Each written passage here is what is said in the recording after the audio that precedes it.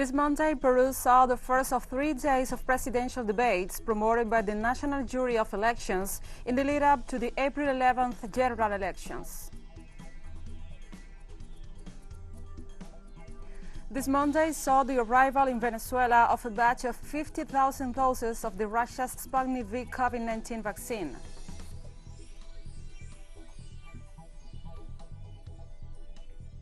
The foreign ministers of Iraq, Jordan, and Egypt met in Baghdad on Monday to exchange views, evaluate regional developments, and enhance Arab solidarity and security.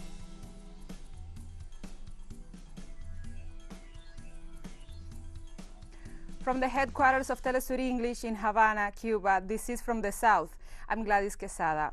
We begin in Peru, where this Monday the first of 3 days of presidential debates took place, promoted by the National Jury of Elections in the lead-up to the April 11th general elections. The 18th presidential candidates will explain the proposals to the people between March 29th and 31st, with 6 candidates participating in each debate as means to prevent the spread of the novel coronavirus. According to the draw made previously, candidates César Acuña, Marco Arana, Alberto Beingolea, Jorge Forsyth, Keiko Fujimori, and Veronica Mendoza will participate on the first day. The National Jury of Elections indicated that the topics to be discussed will include measures to face the COVID-19 pandemic, education, security, and public integrity.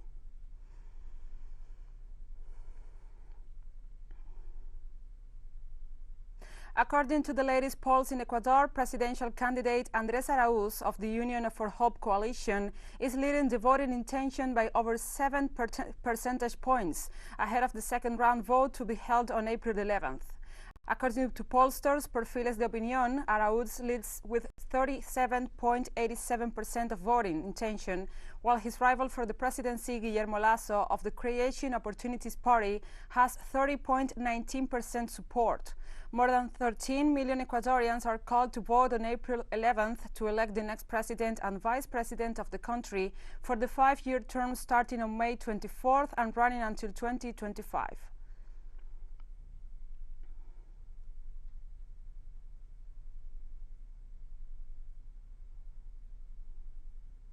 Chilean President Sebastián Piñera was set to present a bill to Congress this Monday to postpone the elections scheduled for April 11th and 10th.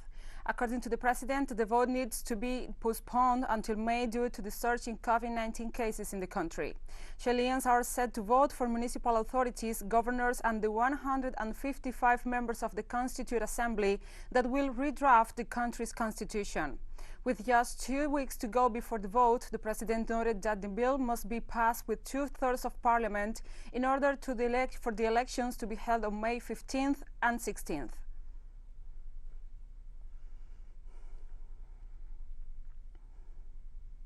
In Haiti, new protests took place on Monday in defense of the country's constitution, which according to the demonstrators is violated by the project that seeks to keep President Moïse in power. The continued mobilizations that reject the president's intentions to remain in power were called by social organizations that demand Moïse to abandon its constitutional reform, which still does not achieve minimum consensus in the country. The protests also serve to denounce the rise of insecurity, while other groups of citizens demand justice for the police killed during an alleged anti-gang operation in one of the poor neighborhoods of the capital. Protesters sent messages to the United Nations and the Organization of American States, accusing them of supporting an unpopular president.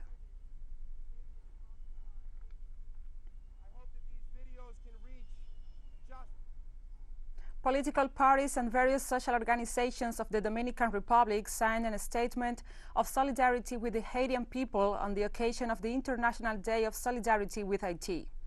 The reading material presented to the Embassy of Haiti and the Dominican Republic asked the Haitian authorities to respect the Magna Carta elaborated in 1987. In this sense, they urged the ousting of President Moïse to respect the constitutional order, which indicates that the end of his presidential term should have ended last February. Clarified that the Constitution of Haiti in Article 284/3 prohibits any popular consultation aimed at modifying its content through a referendum. They also denounced the collusion of the U.S. with the current authorities to violate the sovereignty and also the right to self-determination of the Haitian people.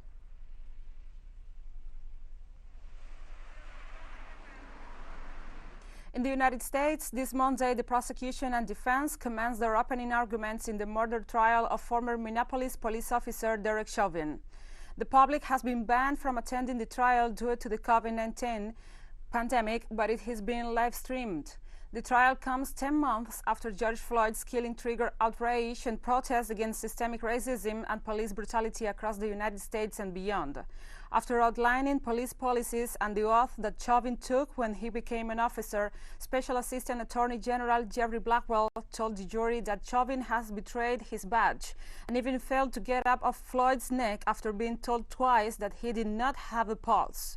Meanwhile, Chauvin's defense argued over the cause of the death, claiming that Floyd had hypertension and heart disease and had recently taken drugs. The highly anticipated trial is being watched closely as Floyd's family and their supporters call for justice over the excessive use of force.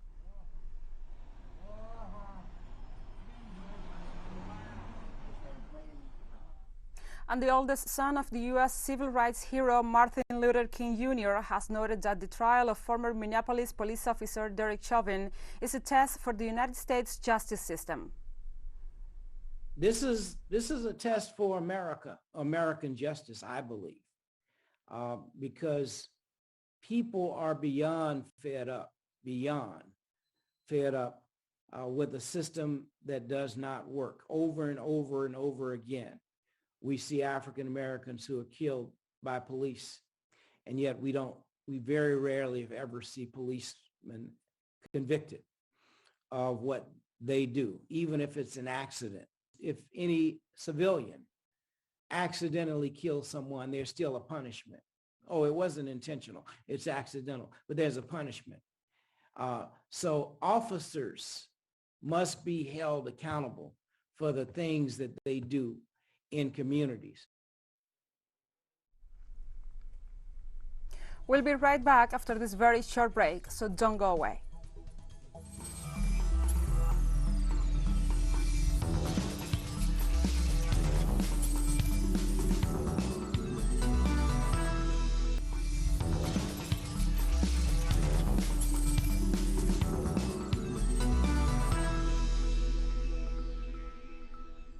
Welcome back to From the South.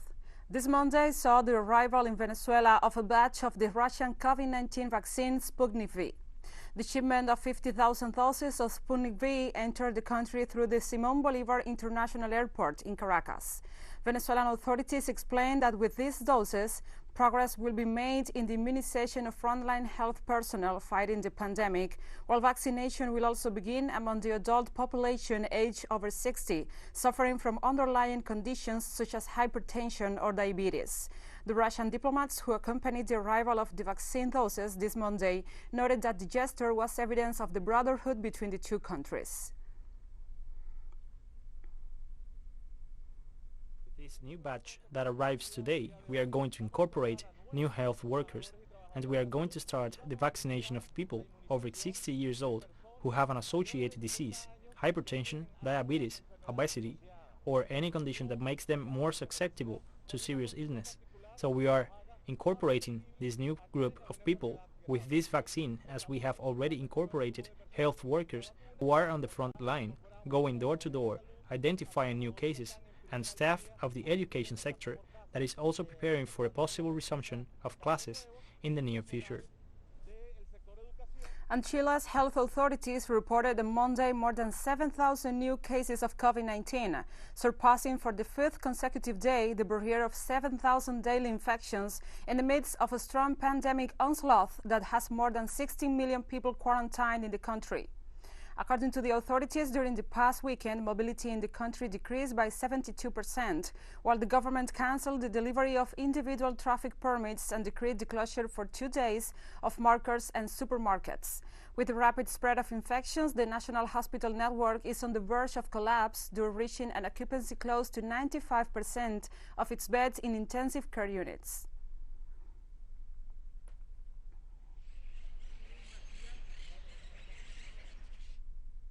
Uruguayan health specialists have warned that the health system has exceeded the red level of imminent saturation due to COVID-19, with transfers being made between different healthcare centers due to a lack of space for patients with the disease.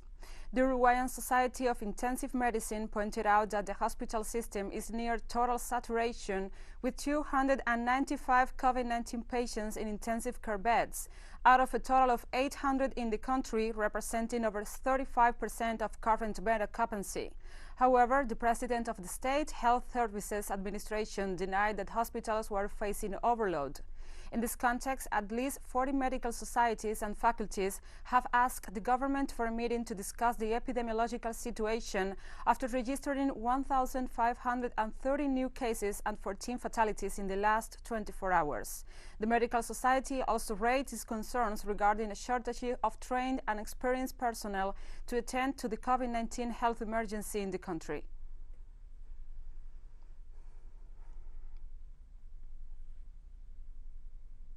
Amid the criticism over management of the COVID-19 crisis, far-right Brazilian President Jair Bolsonaro received resignation letters from 6 of his top cabinet officials on Monday. Among those resigning were ultra-conservative Foreign Minister Ernesto Araujo, who stepped down over struggles to get coronavirus vaccines, according to local sources, while Defense Minister Fernando Azevedo unexpectedly quit.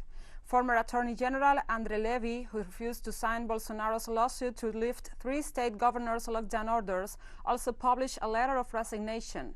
He will be replaced by André Mendoza, Brazil's former justice minister, whose former seat at the Justice Ministry will now be filled with Federal Police Chief Anderson Torres, a friend of the Bolsonaro family.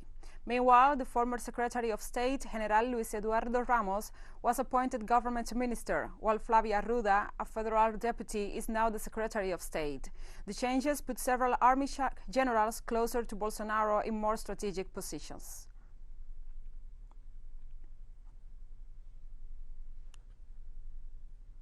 Prior to the resignation of the Brazilian Foreign Minister Ernesto Araujo, Social Democrat Senators Alessandro Vieira and Randolph Rodriguez noted they will present a petition for impeachment against the minister of this Monday in Supreme Federal Court.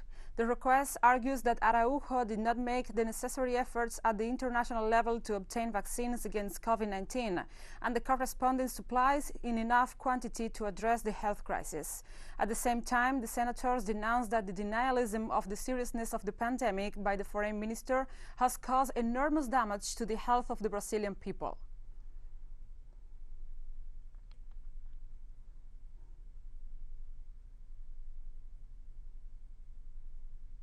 Canada on Monday suspended the use of the Oxford AstraZeneca coronavirus vaccine for people under 55, following concerns it might be linked to rare blood clots.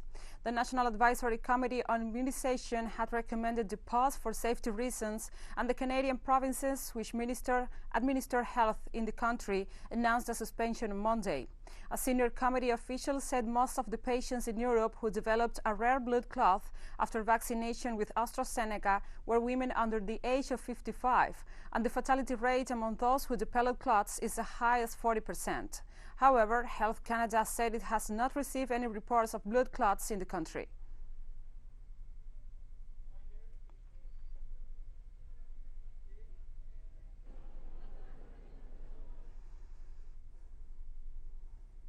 The leaders of 24 countries urged this Tuesday in a forum to elaborate an international treaty on pandemics to face future health crises. The proposal is presented in a gallery signed by the leaders of countries of the 5 continents, among them Spain, France, Germany, United Kingdom, South Korea, South Africa, Indonesia, Rwanda, Netherlands, Chile. The main goal of such a treaty will be to strengthen the world's resilience to future pandemics through better alert systems, data sharing, research, and the production and distribution of vaccines, medicines, diagnostics, and personal protective equipment.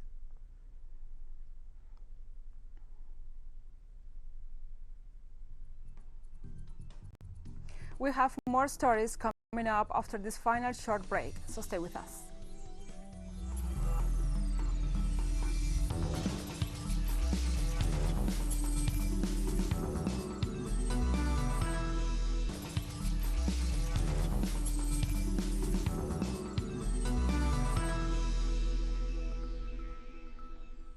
Welcome back to From the South. The foreign ministers of Iraq, Jordan, and Egypt met in Baghdad on Monday to exchange views, evaluate regional developments, and enhance Arab solidarity and security. Egyptian Foreign Minister Sameh Sukri and Jordan's Ayman Safari met their Iraqi counterpart Fuad Hussein and pledged their support for Iraq. In a news conference, the ministers said the meeting was to reaffirm both Egypt and Jordan's support for the Iraqi government's efforts in maintaining security and stability in the country. The talks also cover areas of collaboration in the security sector. Jordan's foreign minister stressed that supporting the security and stability of Iraq is a necessity for the security and stability of the entire region. So, we shared views and had discussions regarding the developments that are taking place in our Arab region, and particularly the updates in the Palestinian issue and the crisis in Libya, Syria, and Yemen, as well as cooperation in counterterrorism and extremism aspects, in the way that we need to preserve the security, stability, and sovereignty of region's countries. I would also like to appreciate the efforts and the enormous sacrifices that Iraq has made in this respect.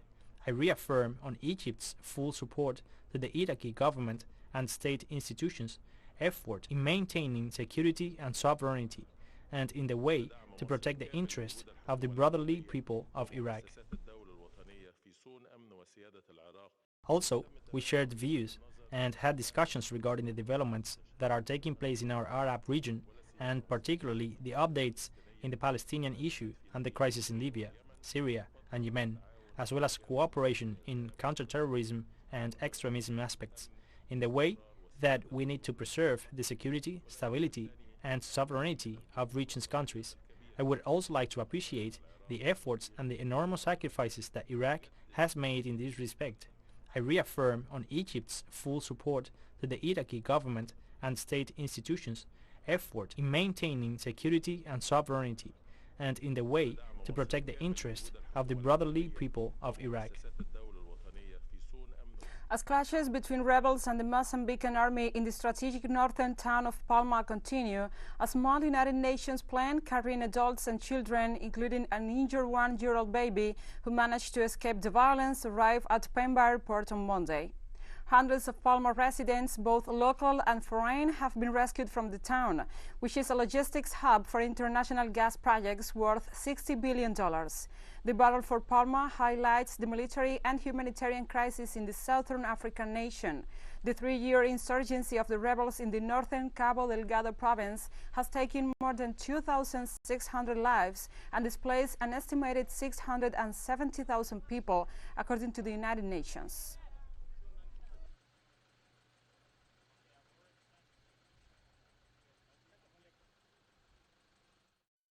Yes, friends, partners, colleagues. There are workers missing. There is no communication. There are workers. I left guards. I left the company, trucks, machines. I do not know what I left there. I came just with these clothes. This Monday, the United Nations convened a virtual meeting of heads of state and government to discuss the financing for development in the era of COVID-19 and beyond initiative. Speaking as part of the high-level event, the UN Secretary General called for the international community to support less developed countries in the midst of the COVID-19 health emergency. Developing countries need access to additional liquidity to respond to the pandemic and to invest in recovery, and the international community must urgently provide the necessary support to all developing countries in need. I am encouraged to see that our insistence on the need for a new allocation of special drawing rights by the IMF and relocation of these unused rights to support the most vulnerable countries, particularly middle-income countries, is now gaining widespread acceptance. So let us make sure that it does, and that this initiative is properly managed. As part of his statement during the high-level UN meeting this Monday, Venezuelan President Nicolás Maduro Moros stressed the importance of working together to overcome the pandemic. Distinguished Antonio Guterres, Secretary General of the United Nations, Your Excellencies, Heads of State and Government. Today, I am taking part in this event to highlight the importance which Venezuela places on building the path together in order to tackle these extraordinary circumstances facing mankind. For a year now, the world has been combating an unprecedented pandemic. The economic and social consequences are still unpredictable. In the face of the pandemic, we are all vulnerable, but we are not all equally vulnerable because earlier asymmetries have only deepened further. Any exclusive progress in one country or one region will subsequently lose out because of the spread of the illness in another region. We are not going to overcome COVID-19 in the rich countries until all countries of the world have overcome it. Also speaking as part of the UN meeting, President of Argentina Alberto Fernandez stressed that the COVID-19 pandemic recognizes no boundaries between states, which is why the response requires international cooperation with a focus on solidarity. Presents itself to us without borders, just as its impact on production, employment and poverty recognizes no boundaries between states. We are facing a new global challenge that calls for a deepening of international coordination and cooperation with a focus on solidarity. Financing for development is key to guaranteeing global recovery by facing the challenges that the emergency has posed. The pandemic of unemployment, inequality, extreme poverty and hunger. In Latin America alone, the number of people living in extreme poverty reaches 85 million individuals. And we have come to the end of this news brief, but remember, you can find this and many other stories on our website at telesurenglish.net. And also, if you feel so inclined, please join us on social media. We are on Facebook, Twitter, Instagram, and also on Telegram. For TeleSUR English, I'm Gladys Quesada. Thank you for watching.